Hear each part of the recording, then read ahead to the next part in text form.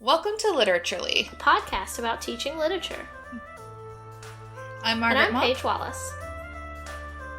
And today we are talking about assignments. That we are. 2 weeks ago, we talked about creating your syllabus. So this is just tends to be the next step of figuring out how are you going to assess your students. For me, I'm thinking about, while I'm creating my syllabus, how can I develop assignments that are exciting for me and exciting for them, and not just the sort of standard, here's a literary research paper assignment at the end of the semester and that's it, and then a midterm and a final, stuff like that. Yeah, so thinking about how the assignments can help your students better understand the material, work through it, but also not just be filling in the bubble, kind of okay, I did that. Which can be hard, especially we don't want to reinvent the wheel, but sometimes that tire needs to be changed. Yeah, we're tired of it. I think last week we had talked about the course objectives and working that out, as I just said, so maybe, and you had talked about how you were now doing your course objectives and thinking about the readings that you would pair with them. And I think it might be nice to think about the assignments that we pair with different course objectives. Yeah, absolutely. If we start with those kind of basic minor assignments that help us identify terms, conventions, the sort of scholarly methods for literary cultural media studies, what kind of basic or minor assignments do you use, Margaret? So I will start my semesters the day where you typically do the introductions, icebreakers. I actually break them up into groups and they play a game of literary Balderdash. Okay. And for those of you who have never played Balderdash, it is where you are given an obscure word and everyone writes down a definition that they think could be that word. And you also have the real definition mixed in there, and the kind of host for that round reads all the words and you guess which one is correct. So I do that with literary terms. And it's a nice way to kind of check in with my students about what terms they do or do not already know. So what, establishing the foundation for the class from the outset. And it's a nice way because no one wants to admit that they don't know something. So if you ask your students, who doesn't know this? Who does know this? They're not going to be honest because they don't want to look like a dummy, which is fair. So I found that literary Balderdash is really fun because if they don't know the answer, it's not that they look stupid, it's that they get to look funny. Yeah. So, one group for the term allegory had no idea what it was. So they wrote down 2 alligators fighting to the death, which is, perfect for allegory. So it's a nice way to kind of start that out. And I've never done this before, but I think you could probably adapt that to do it throughout the semester with the different terms they're supposed to be, learning throughout. Might get a little bit boring if they all do know the words. Right. So I don't know, what do you do, Paige? So I usually break students into groups at the beginning of the semester also. I tend to do this icebreaker / group creator activity where they tell me the 3 characters, fictional characters that they're most like. And I use that to then, we put them all on the board, and it takes a little longer than, than a traditional icebreaker, but it's really fun. And then I put them into groups. And then I've not done Balderdash before, which I think is really cool and a fun way to be wrong, right? But I have done the whole give them a slip of paper with a term on it.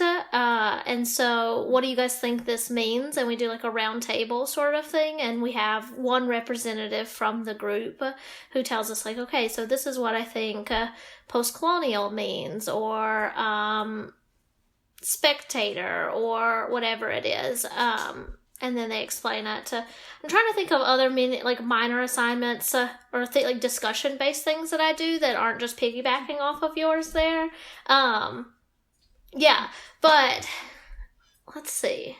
Well, you said something earlier when we weren't even talking about assignments in this way, but you have your students do presentations. Yeah. On theories. And I thought that was really interesting and something that I might want to incorporate. So I'd love for you to talk Yeah, some so more I've done about that in Introduction to Literature and in a short story class. So where I give them a basis of a theory, right? So an essay that explains post-colonial theory or feminist theory and how it applies to literary studies. And then I have them branch out from there and present like usually bi-weekly, their group presents like a PowerPoint or a Prezi that explain to us what that theory is and then give us some examples of it, how it's been used before. And so then they get to assign us some reading that goes along with it. Yeah. Oh, cool. So what sort of things have they assigned? Do you like give them suggestions or do they totally come up with a little bit themselves? of both. So if they're struggling, I'll give them suggestions. But then also they can go on the databases and get like some really basic definitions, right? So like I'm trying to think. I'm not sure what the database is, but it's like literary criticism or something, a really standard one, and it'll pop up like a 3-page summary of that particular theory, and it'll give a reading list with it. And so then they can choose one from there. So that's something that I'll point them towards. What I have them do is give me what they're planning to assign prior. So if it's something that's just like completely not going to work or going to be too difficult or too dense or not critical enough, then I'll have them choose something else. And so, but that can be anything. It can be something that's popular culture. It can be something that's academic. And they tend to have a good time with it. So like when they're doing something like feminist theory, they can find like popular culture articles. I can't talk today. They can find articles on their favorite TV shows or something like that are doing a feminist critique. And that really excites them to be able to share that with their classmates. And then we talk about how they could do the same things with some of the texts that we're reading in class. Oh, that's cool. Because, like, they are already doing a lot of the work we do in literary classrooms in the real world. Like, we've talked about this. Like, they're on Game of Thrones conspiracy sites. They're, like, breaking down why a tweet is not funny. Yeah. It's like, you guys are doing literary, like, analysis all the time. And so something you and I have also talked about before, because I just recently learned about this, you have known about this in the past, is Bloom's Taxonomy, which is kind of that, like, breakdown for scaffolding, like, things about, like, what do students first need to know to do the next step, and assignments that correlate with that. I don't know if that's a good explanation. I think that's a good explanation. So it's thinking about how, like, how we can appeal to all the, like, these different categories, right? Discussion, critical analysis, memory, right? Just remembering this thing, and what kind of tools can we use in each of those categories so that we're not always just focusing on that fallback of like a round table discussion, which is great, but not always super productive, especially when the class just is more quiet. Yeah, or like doesn't have that memory knowledge base to have the discussion. Because that was something, the reason I thought of it was when we first started talking about this, you said like the basic terms, basic ideas, all of that. And thinking about, you have to build that foundation in a literary class where we don't often think about just the cultural capital or like key terms that students need to know to participate in the more in-depth analysis. So thinking about like literary Balderdash, like that might be a way to start off those basic terms, but building off of that, like mix and match. Those are kind of boring. Like I'd like to think of more like fresh ways to think through how do we assess our students' knowledge base. But I think your group project for presenting on different literary theories really gets that next of like they have to comprehend the theory and then like that application of it, like you're hitting those next two steps, which then like beyond that, then you can move to the works themselves and have them kind of take this independent role of like creating their own analysis, which is cool to like think through these steps. Like what steps do your students need to take to get to that final result, and what assignments can you pair with that to help them along the way? And so another thing that I've done, it's not really a minor assignment. It's more like a semester long assignment. So I'll do these various like collaborative assignments. And so what I've done, what I've paired with those presentations in the past has been like a Google folder for each theory or each term that I want them to do something with. And then in that folder, we'll have a bunch of, like, whoever's assigned, like whichever group's assigned to that theory or that term will put their presentation there so everybody can go back and access it. And then we'll keep a running list that anyone can edit or add to of text that they think might be interesting for using that particular term or that particular theory with, and then a short explanation of why. And then we do a delicious links essay in there, which is kind of like, this is something I found on the internet like a couple years ago. And so it's like an annotated bibliography, but less formal. And so here are the links on the internet that I've found to things that are helpful to me to understand this or to use it further. And so they have to, throughout the semester, they have to add so many materials to other people's groups so that there's this constant conversation even after they've presented in their individual groups. They go back to those folders and they use them as resources, and in the way working in that collaborative part make sure that they can't forget that they're there, or that they don't like this, so that they're sort of motivated to continue using those and adding to those materials. But I really like the delicious links essays, like the collaborative ones. I've done them where students have done them individually and kind of worked but kind of didn't work, whereas when they're collaborative, they go in and it's just like this ever-evolving multitude of sources. It requires some work on your part because sometimes they put something up because they want to get credit for that collaboration. And it's, a really bad take on affect theory. And you need to go in and say, like, I usually won't delete it. I'll usually comment and say, here's what's wrong with this, guys. Why don't you look at source number such and such, which is a much better explanation or much better use of affect theory. But yeah, it's fun. They like it. And it's also good for me because they're exposing me to a bunch of materials and resources that they clearly identify with, and find useful that I probably wouldn't have found. Yeah, like it kind of forces you out of your bubble a little bit. That's interesting. That makes me think of like an assignment that I really want to try in the future but haven't tried yet, of assigning note takers throughout the semester and like have it all in a Google document, a shared Google document. So kind of, I guess, what you're already doing. And it's like 2 note takers a day. So if someone's sick, you have a backup. But ideally you have like the 2 perspectives. So like what one person catches maybe isn't something that stands out as important to the other person, which maybe just sort of that engagement that might help with that knowledge remembering. But it's something I'm still working through about, like, how do you grade notes that someone takes? And I don't really have that figured out yet. So if anyone has any suggestions or advice, I would love it, because I've been mulling this over for a while and I don't have any solid. I have a suggestion. I've been wanting to use Padlet for something, so Padlet. Shout out to Janine for telling me about Padlet. And it's this collaborative tool where they can add text and images and links and all of these different things. So I think that would be an interesting platform to use for note-taking. So for class note-takers. I've used Twitter for a class note-taker, and it's been okay, and so I wonder, like, with a better platform for that, if they would be more motivated to do it.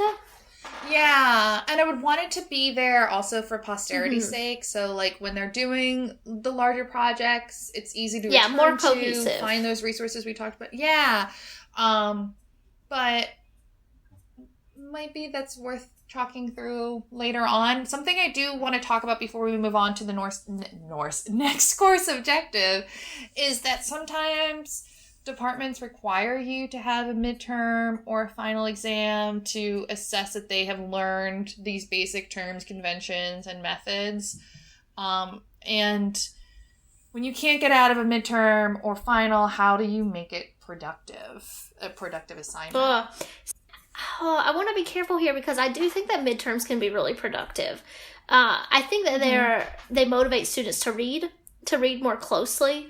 In the future, there's going to be a test on this, and I need to retain some information about it. The idea of a test motivates them in a way that a final project does not. Right. Part of some of the collaborative work I have students do in semester-long, like, it's a semester-long project, is tied to the desire to be, like, to have this idea of, like, retaining and testing yourself throughout the entire semester.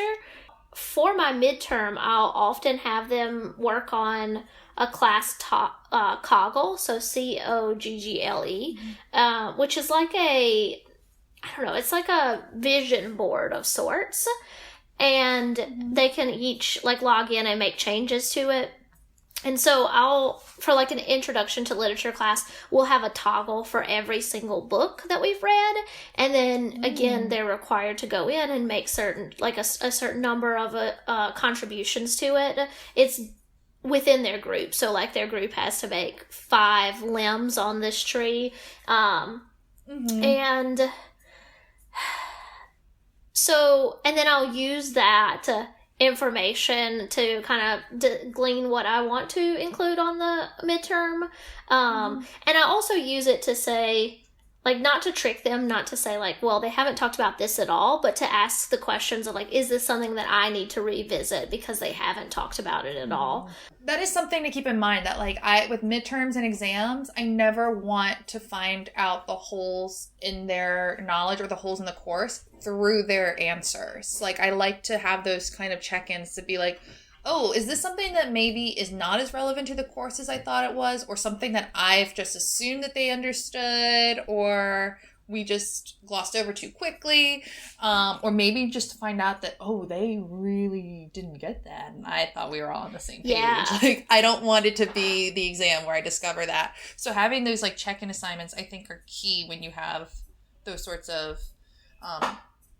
formal exams. Yeah, and so the other thing with the exams are that I think of them a little bit less as like a traditional test of knowledge and more like a reflection on like what you've gotten from the class throughout the semester, like so far, and then like some goal setting for the future. So and I think that ties back to my course objectives and goals, right? So if I can ask them something like, what's a strong thesis statement that you would write for this particular story that we read? Then I know that they've read it, they've retained it, and I'm not just asking them to regurgitate summary, I'm asking them to do some critical thinking in that test space that will also test like whether or not they're ready to write their thesis statements for their final papers. I don't know if that made sense. No, it did. And now it's making me think that we both have a lot more to say about exams than I think either of us thought we did. That maybe this is a future podcast episode of just how do you make a worthwhile exam? What are the different approaches? Especially because, like, you're getting to the point that of a more analytical exam versus an exam where you have to assess those. Do they know the key terms? Can they match the theorist to the theory? And I know that I've taught a course where I was required to have that sort of, like, it had to be an objective exam with multiple choice questions and kind of a not subjective approach. Right. So it wasn't really gauging their critical thinking so much as just their knowledge base. And, you know, we got through it. I think my students did well on it. But it might be worthwhile to talk about this in depth later on. Like, what sort of exams are there? What are the kind of approaches? Yeah, I think that sort of exam that's asking those questions about, like, multiple choice or short answer definitional, I don't think that I'm not in the camp of, like, let's just throw them out. I think that they can have a place. I'm thinking about some exams I took myself in some intro classes that, like, thinking about, like, some of them were like medieval literature, and they were very, like, definitional, like, do you know this information? And that was really important to my success in other classes in that same sort of field or area. Yeah. And even thinking in like an intro to English studies, I can understand having that kind of test of knowledge, of ability to retain that knowledge, because you're working with people that are planning to major in English and are going to go forward in other classes and really use it. Whereas like in an intro to literature in the past, teaching at Florida State, a lot of those kids were not in the major, and it wouldn't have been I don't think it would have been as helpful for them. Yeah, so then it's kind of that triangulation of course objective, student demographic, and assignment. So thinking about like, well, what do you want your students to do with this course objective, and how can you get your assignments to reflect that? Not just the assignments reflecting the course objectives, but the two paired. I think that's really interesting. Well, we can move on, speaking of course objectives, to the next one that tends to pop up a lot, which is exhibiting flexibility and complexity of critical thought in analyzing literature, media, and culture, which is what you kind of were just talking about with that thesis statement question. I thought that was a really good exam question. I never thought of having them just do a thesis statement that they would write. I've always thought about it like being short answer, long answer in the exam setting. So that's kind of cool and something I'm going to think about including for next exam I may or may not give. It's also something I can tell them that I'm going to do. And it's not me throwing them a surprise. It's really me saying, like, this is a skill I want you to have at the end of this. And I can tell you that this is going to be on your midterm, on your final. They're able to prepare for it. And sometimes I'll even give them the opportunity to, like, show me. Like, if you want to come by during office hours and let me look at the thesis statements you've made. So, again, I can talk with them about like where they're weak, where they're misunderstanding, like what exactly a thesis statement is. Like, what if it's just a summary? And it doesn't have to get to the point of the midterm, and it definitely doesn't have to get to the point of the final, hopefully, where they get to the final paper and they're writing a paper that doesn't have a thesis statement. Yeah, because that's something like long-term, and I think the literature classes in general need to incorporate more assignments about developing thesis statements, because so many of our students, they don't know what it is, and it's not their fault, because it's like they're told about it in high school and then no one really ever revisits it with them again. This is a running joke with like almost like I'd say 95% of my classes, where they just have like a joke because I always talk about thesis statements. And they'll be like, are we talking about thesis statements today? And I'm like, probably. And because it's the basis, right? It's the tool they need, I think, for critical analysis to happen. And so many times they're like, I don't know how to do this. I don't know what it is. Like, I have a vague idea, but... Yeah. And yeah, I think it's exactly that. Like, they have a vague idea and they're afraid to ask because they don't want to seem stupid again. Like, that's to me the biggest obstacle we face in our classrooms, is that our students don't want to seem dumb. So we have to provide assignments, not that talk down to them, but allow them places to fail, and also share what they don't know without feeling embarrassed. And I guess I'll like say what I try to do with that, I've talked to you about it in the past, is the critical conversations essays that I do, where they write a flash essay and they're given a short amount of time. I post the prompt like 24 hours ahead of time. And the reason I do that is I tell them, you guys don't have a lot of time to do this. Like, these aren't going to be great essays. Like, you shouldn't overstress them. You should spend like no more than an hour writing them. They're not supposed to be great. What we want to get at is the ideas. And then so they write, it's super short, like 500 words to 750 words. I think maybe even less. And the biggest thing is the thesis, and then being able to back up that thesis. So like, where in the readings do you see the evidence that supports this? They don't do any research or anything like that. It's just to focus on that like thesis building and analysis skills without them feeling like, well, I don't know how to do that. I don't want to like sound stupid. Like, I've had so many students in class say, like, everyone else sounds so smart. Like, I'm afraid to raise my hand because I don't want to sound dumb in front of them. And I'm like, they all feel the same way. Right. Like, no, you're like, no, I sound dumb all the time. Yeah, do you hear me up here at the front? Dumb every day. Yeah. So, And then what they do, though, is they switch those critical essays with a partner. So they do have to build that confidence of someone seeing their work, but it's in this safe environment. I remind them that, like, nobody wants to see anyone fail in this class. If they do, they're the jerk, not you. Like, this is going to be the most supportive environment you can have. And they have to respond to the essay using, we call it like one of our 4 critical approaches, which is just they can agree so they agree with the author's premise and they extend it somewhere else. Like you can also see it applied in this passage from the book. They agree with so they agree with the author's premise, but they disagree with their conclusion where they're like, I'm with you until where you say it's important because I don't think it's important for that reason. It's important because of this reason, whatever. They agree yet. So they agree with the author's premise, yet they think they overlook a key aspect. So yeah, I agree with you, but I don't think you've considered how this affects like the queer characters in the novel. And then like they can disagree because, and we go over how you disagree respectfully, and I give them the warning of I had a professor who told us her first conference, her presentation was on why this critic was totally wrong. And she was like, and I got to the conference, they had like the opening night reception, and the first person I met was the critic I was disagreeing with. So we go over like when you disagree with someone, you don't want to burn bridges with that person.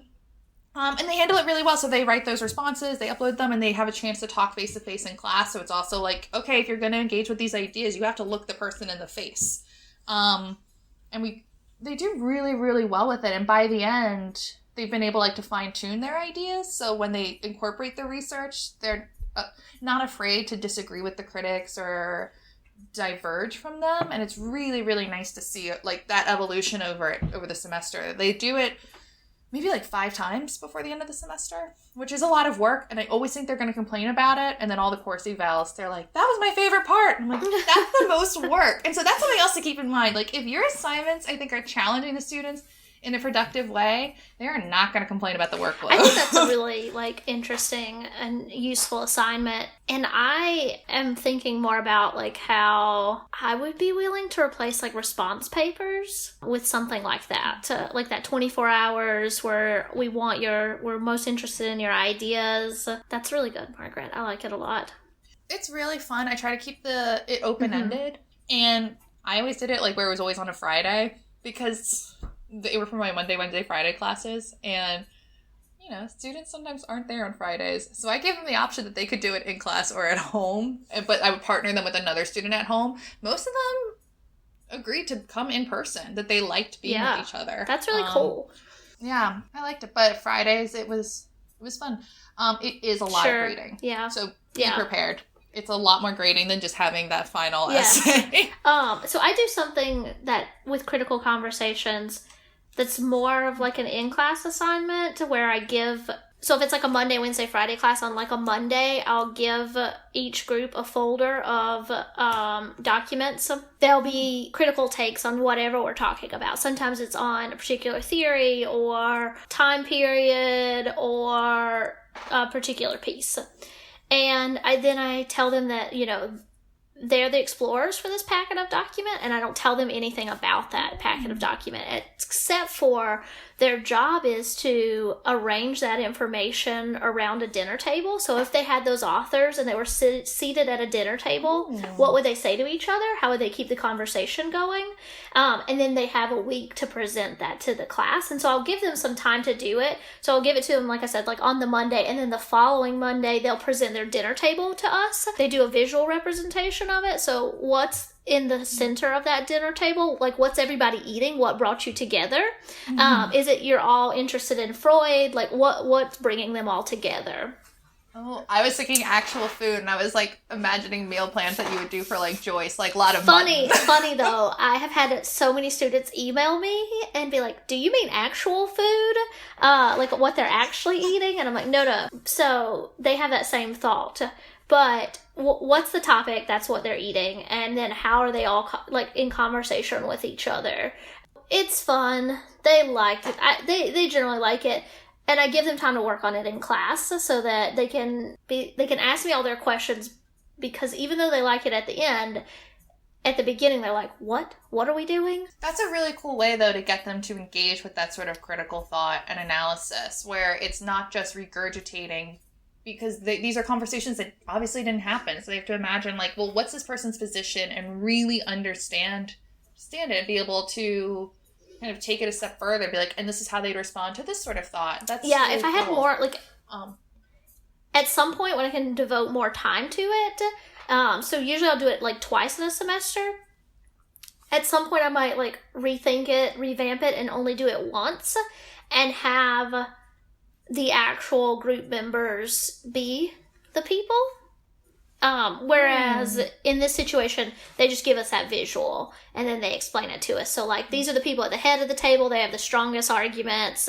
They're definitely, and they have the strongest arguments, and they're separated by the table link because they wouldn't agree on this point. So they kind of walk us through it that way. Yeah, that's really cool. And I think there's a lot of ways you can adapt that for different contexts. Like you could, like, I like the idea of like a folder with clippings and excerpts and no context. And so how do we start to use the artifacts we have to gauge like what the significance is, what the context. I'm really interested in this. We should move on maybe to our next standard course objective that pops up a lot, which is, we've already been talking about it, but developing an argument that reflects the field, practicing close reading skills, analyses, and interpretation, which that just tends to be every literature course, is that you have to develop this argument with close reading and research. And I think you alluded to this at the beginning of our conversation, that people tend to just rely on the traditional term paper, which I think is great. Like, that is, especially for people who want to stay in this field or go into like journalism or PR, communications, like you have to have those writing skills, those research skills. But it's been around since the beginning of time, it feels sometimes. So how do you keep your term paper assignments fresh? Well, you're assuming that I keep them fresh. No, I know you keep them fresh. I try. So I use Wix. I like the idea of working in taking traditional requirements for an assignment and putting them in a new space. So what does this project look like if it's digital? Wix is starting to feel a little bit old to me, so I'm going to have to like figure out what I'm going to do with that. But the other thing is, I started doing podcasts when I started teaching literature classes. And I listened to a solid amount of podcasts, but I was definitely not a connoisseur of podcasting and like putting them together, anything like that. And so I remember meeting with one of the librarians at FSU, who was wonderful, and he developed like an instructional like library day where he would explain to my students the ins and outs of podcasting and what resources the library could offer them. And then I used that a couple times as like, this is your final paper. So what they would do is they would write a draft of it and turn it into me with an annotated bibliography, so they're still doing all the research and everything. And then they would decide how they wanted to present that on a podcast. Was it going to be like monologue style? Would it be with a guest? And I even had some students do like an interview style where they one student in particular where she interviewed characters from the novel that we were reading, and she did a fantastic job with that. She obviously had to wrangle her like roommate / friends, because she had like 7 different characters.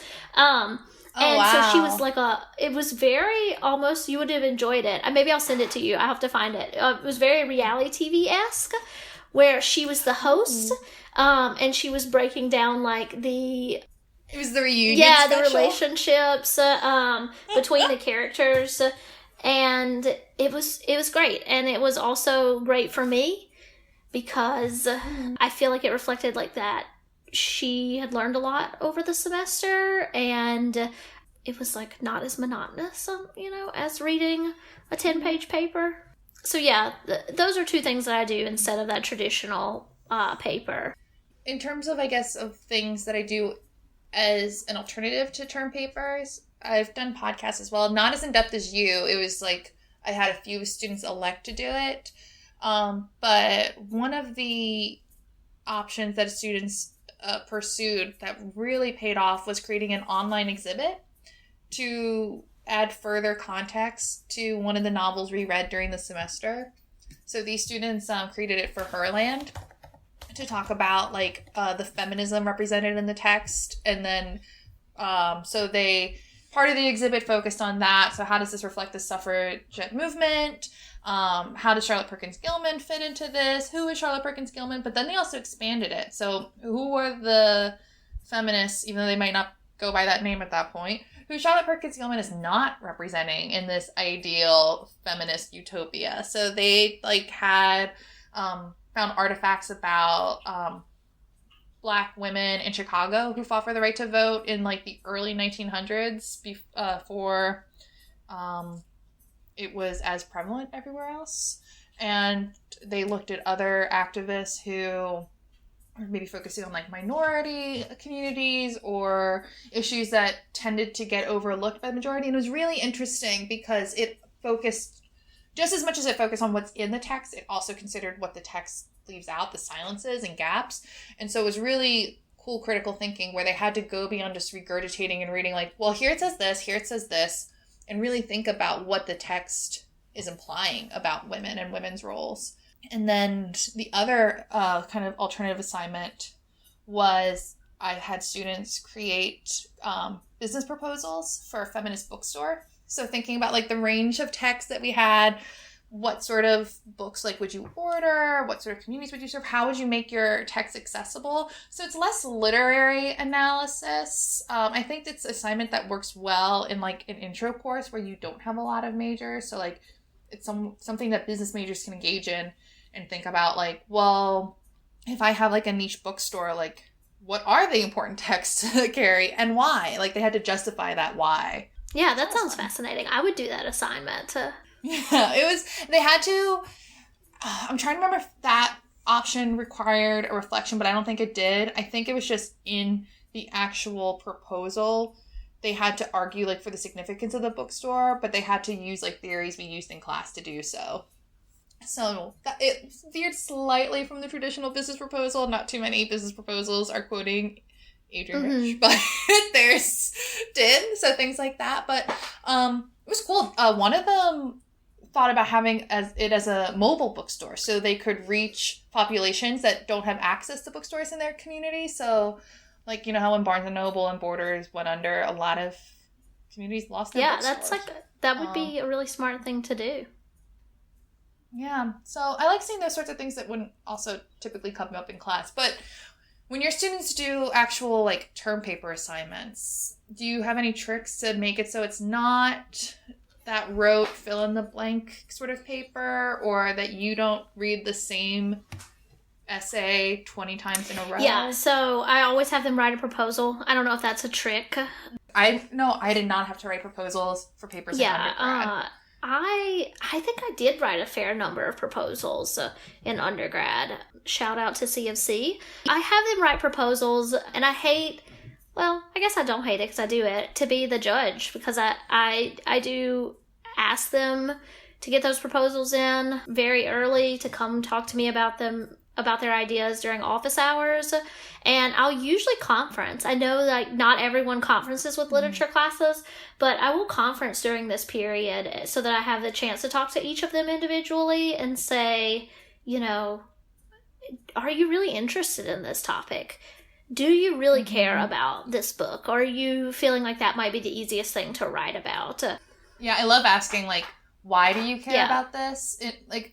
To get at that, where it's like, oh, then you don't actually want to write about this. Like let's talk about this. I had a student who was writing about Salinger's Perfect Day for Banana Fish, and I was like, why are you interested in this? And he was like, well, I want to go into hotel management. And I was like, oh, well, let's talk about like how Perfect Day for Banana Fish like reflects the growing resort culture. Like, what can you tell me about that? And he wrote a really good paper. Yeah, so I think that's really useful to do some sort of pre-assignment, so that you're not just seeing their ideas for the very first time when you get their final paper.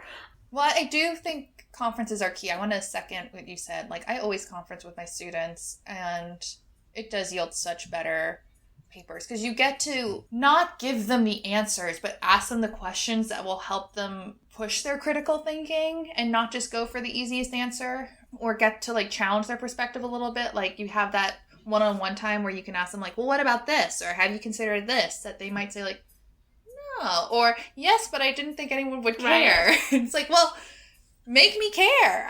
So that's always fun. And to give them resources and like work through it. I tend to like, they have to bring an outline to the conference stage.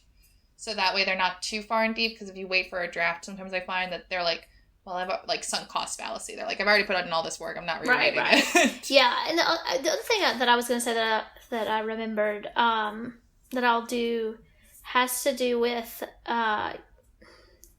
I both love and hate prompts because I don't want them to just regurgitate what I think about a text. So I'll usually do some like loose prompts where I say, mind? So I'll do a loose prompt that's like, can you compare some of the major themes or tropes from this particular text to a popular television show that you're watching, so that they are drawing some parallels to things we've talked about in class, but they're not just regurgitating what we've said in class about the text, but they're also not sort of grasping, in the dark for how to do that. So I'll do I'll do like a series of things like that. And I usually always do them in a collaborative space. So can you also, with your group, think of some prompts that would help your classmates start to approach this final paper? Okay, so I guess we should start wrapping up this conversation. So something that I want to leave with is thinking about how we schedule all these assignments, because we've talked about a ton of assignments. Obviously, we can't fit them all in one semester, but how do we kind of do our best to make sure that they do fit?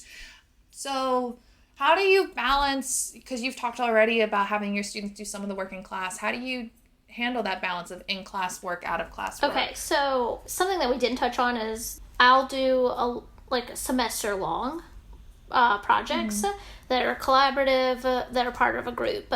And so when I choose to do that, I usually will map out some time specifically for them to work in class.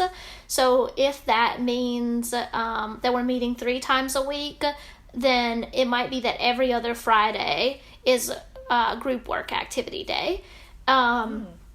And so that works really well, like an introduction to literature class, where on Monday and Wednesday we've talked about the text, and then on that Friday we have a moment to work on those projects collaboratively.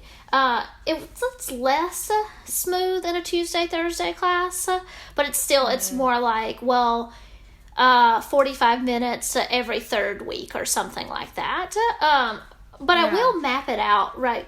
I will try to map it out really down to the minutes at the beginning of the semester, so that it's part of a routine. That's like when I was teaching in-person classes, I always had each class mapped out to the minute because, as you know, I talk a lot. But I do want to start doing that moving forward, of kind of mapping out the estimates of how much each assignment should take, because I've been doing that, or teaching online, like I had it broken up, even though they were online, as like, this is your classwork, this is your homework, so they could kind of think about that time balance as they worked alone. But moving forward for in-person and online classes, I do want to have that estimates of time, and keeping in mind that not all students have the same ability. Some will have to take longer than others, but I want that so that they can take more agency over that time management. So we talked about like that, why do they feel more pressured with exams and projects? I think it's because with the projects they don't feel that deadline the same way of, I have 30 minutes in this class to complete this, whatever. So I think having that time will help them plan their work better. Yeah, absolutely. It's also helpful on our, or at least for me on my end, to plan the assignments out, just to be like really deliberate in how those assignments are planned out. Like I think that sometimes students think that like your due dates or the way you've got something mapped out at first coming in is maybe just arbitrary. Like I've picked a date on the calendar and that's the date, and it's like, no, I'm thinking about, mid-semester, I want them to know this, and this assignment will give me an idea as to whether they actually know this by mid-semester, or have this ability or this set of tools by mid-semester. That's like my students always express surprise at the end. They're like, oh, all the assignments kind of work together. And I was like, that's not an accident. But that's like same thing. That's why we have the due dates when we do, because we need time to complete everything, to have it work together, to build. And then I also like to leave time for revisions if possible. Yeah. Including my literature courses too. We usually spend like the last 2 weeks reflecting and on our assignments, which sounds like a cop-out, but the reflection assignments have always really been productive and revealing.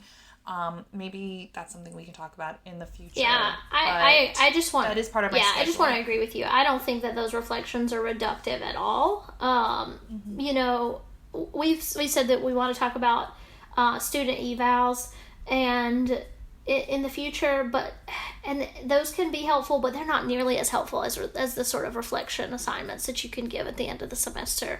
It's especially like if you are able to do a few of them, because you get to have different reflective approaches, which helps the students not only reflect on the course and how the course worked, but how they grew in the course, how their ideas shifted, the course within the context of the larger world. It's I think important for hitting some of those course objectives that allows for critical thinking, evaluation, application in ways traditional assignments don't allow for. But I always try to schedule that into the end. So I think we've talked about this before. I work backwards with my assignments. Like, okay, the last one has to be due on this. We'll go from there. I don't work backwards, so I'm the opposite in that.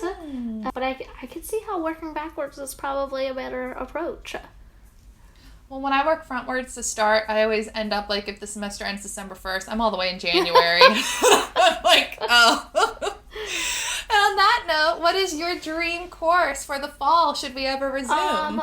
Well, in the fall, I'll be teaching composition. So my dream course that I'll dream about at night in the fall. I want to do a film adaptations course, and that's pretty much all I've gotten. I am really interested in documentaries right now, and I don't know how environmental documentaries would work in a literature class, but I'm thinking about them with something like Jonathan Safran Foer's We Are the Weather, which is a lot of. It is nonfiction, but then there's this sort of memoir quality towards the end, and it has a lot of literary techniques in it, in terms of hiding what we're actually talking to. You still have to create that narrative, and so there's that creation of a narrative, and it's not till you get almost halfway through the book that you know what the actual sort of central topic of the book is, and so I would be interested in taking some of these science writing texts that are nonfiction and thinking about documentary film and doing some sort of adaptations class. That's really cool. Yeah, so tell me what your dream class is.